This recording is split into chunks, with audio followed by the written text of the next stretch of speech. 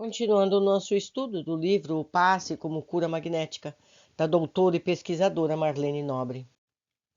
Capítulo 21. Quem recebe? Quando o assunto é o estudo do passe, geralmente centralizamos no passista a nossa atenção. Mas bem depressa compreendemos que não devemos perder de vista o binômio doador-receptor e do amálgama, o fluido espiritual que a bondade divina derrama sobre ambos. Até o momento, focalizamos bastante o doador, suas qualidades, responsabilidades, seus compromissos espirituais. Devemos, no entanto, analisar o passe também do ponto de vista de quem recebe, e a esse respeito há pontos muito importantes a considerar.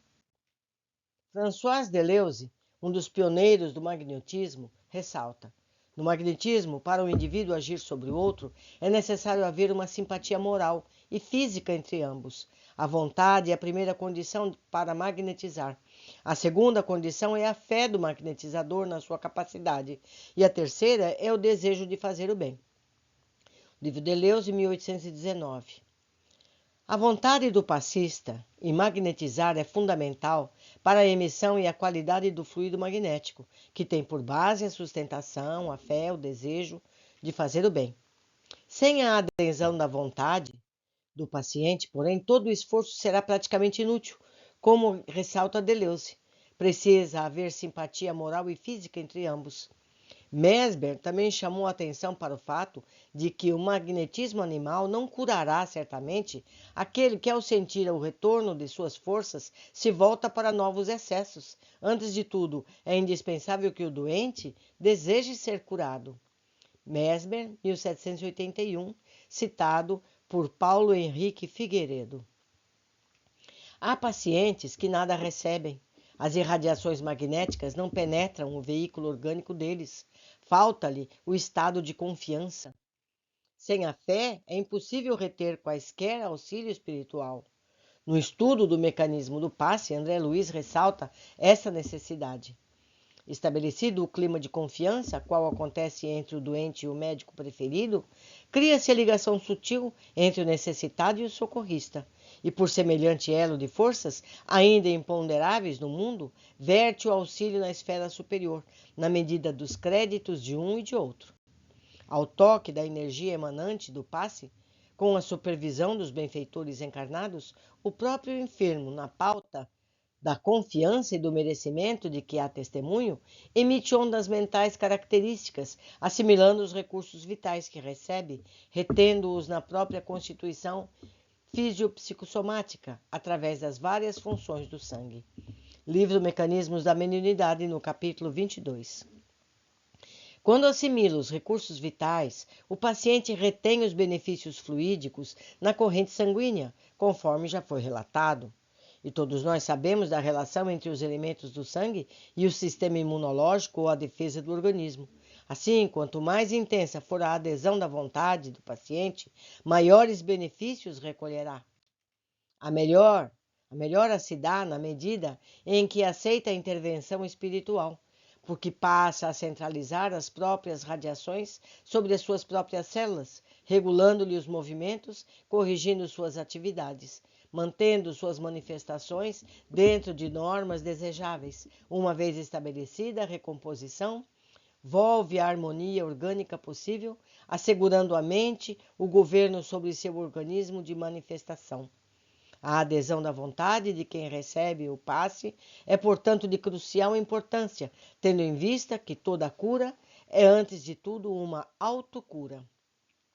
E André Luiz deixa bem claro: a vontade fortalecida no bem pode soerguer a vontade enfraquecida de outrem, para que essa vontade, novamente ajustada à confiança, magnetize naturalmente os milhões de agentes microscópicos a seu serviço, a fim de que o estado orgânico, nessa ou naquela contingência, se recomponha para o equilíbrio indispensável.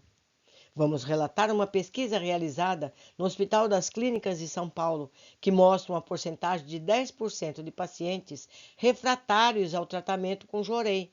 Jorei é um tipo de transmissão de energia também, como o passe, o equivalente ao passe, que é utilizado pelos adeptos da Igreja Messiânica. O estudo inédito foi realizado pelo Serviço de Gastroenterologia do Hospital das Clínicas da Faculdade de Medicina da USP e pela Universidade do Arizona, nos Estados Unidos, e mostrou que o jorei, técnica milenar praticada na medicina oriental, pode ser a esperança para pacientes que sentem fortes dores no peito, mas não apresentam nenhuma doença que justifique as queixas. De acordo com o estudo, a terapia energética mostrou-se eficaz em 90% dos casos avaliados.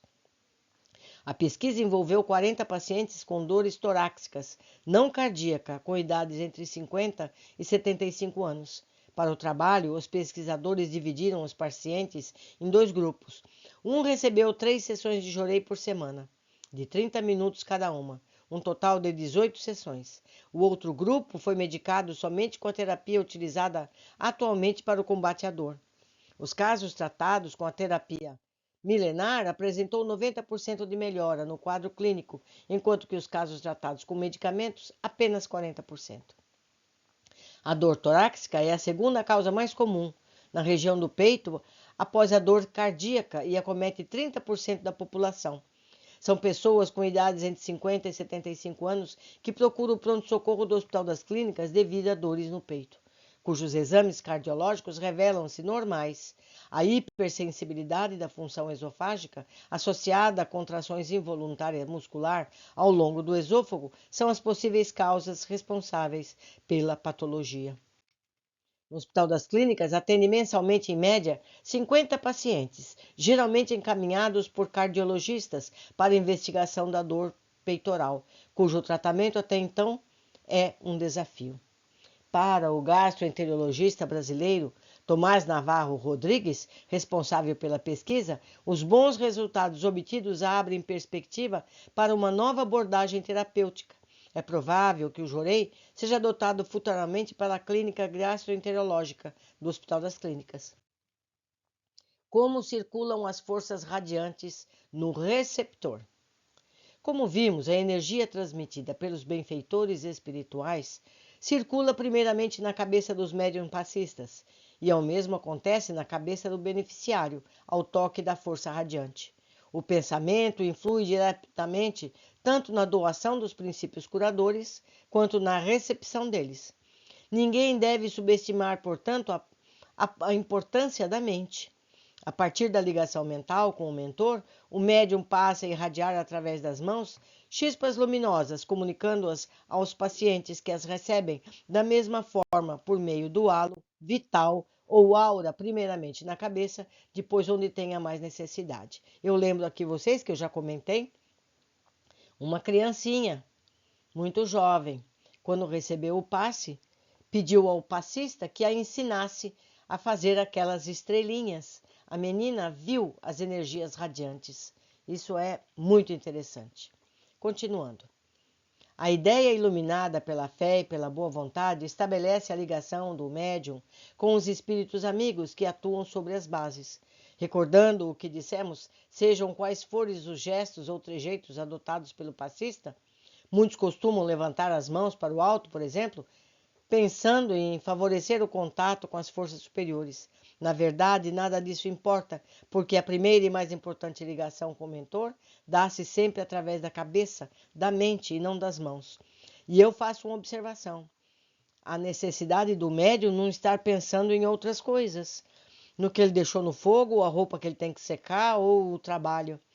O pensamento desse médium tem que estar, ou melhor, desse passista, que nem sempre é um médium, como se costuma generalizar, precisa estar voltado para aquela atividade. Isso é importantíssimo. Isso é perfeitamente válido também para a ligação com o paciente. O paciente também tem que estar ligado à situação. Não pode estar pensando em mais nada. No trabalho do passe, portanto, estabelece-se uma ligação sutil entre o necessitado e o socorrista, e é claro, com a espiritualidade, que vem em auxílio a ambos, tendo em vista a atividade construtiva baseada na prece, na fé, no total desinteresse material. Também ficou claro em nosso estudo que o passe será tanto mais eficiente quanto mais intensa for a adesão daquele que lhe recolhe os benefícios. Afinal de contas, em última instância, é o próprio enfermo que se cura. Por isso tem de concentrar suas forças no trabalho restaurativo dos trilhões de células que compõem o seu organismo perispirítico. Para isso, tem de aproveitar a ajuda que recebe para comandar a própria restauração. A cura é, na verdade, uma autocura. Livro Mecanismos da Mediunidade, página 147, na edição da Marlene. Com a ajuda do fluido vital ou magnético que recebe de empréstimo, o doente centralizará as próprias radiações sobre as células, regulando-lhe os movimentos e corrigindo-lhes as atividades, de modo a mantê-las dentro de normas desejáveis. Estabelecida a recomposição, a harmonia volta e a mente retoma o controle do corpo. O influxo de energias permite que as oscilações mentais do enfermo se condensem mecanicamente em direção do trabalho restaurativo, passando a sugeri-lo às entidades celulares do veículo em que se expressam, e os milhões de corpúsculos do organismo fisiopsicossomático tendem a obedecer instintivamente às ordens recebidas, sintonizando-se com os propósitos do comando espiritual que os agrega. Dessa forma, é possível alterar o rumo do nosso próprio roteiro. Livro Evolução em 2 Mundos. O nosso destino não está traçado de forma inexorável. Como vimos, há casos em que não há assimilação das forças curativas. Os instrutores explicam que, em fotografia, precisamos da chapa impressionável para deter a imagem, tanto quanto em eletricidade, carecemos do fio sensível para a transmissão da energia. No terreno das vantagens espirituais, é imprescindível que um candidato apresente uma certa tensão favorável. Essa tensão decorre da fé. Certo que não se trata aqui de fanatismo religioso ou de ignorância cega, mas sim de atitude de segurança íntima com submissão às leis divinas, nas quais temos plena confiança. Sem o recolhimento e respeito na receptividade, não conseguimos fixar os recursos imponderáveis que funcionam em nosso favor, porque o escárnio e a dureza de coração podem ser comparados às espessas camadas de gelo do templo da alma. É, bonita figura. Concluímos mais um capítulo. Eu espero todos vocês em breve para continuarmos o nosso estudo. Abraços.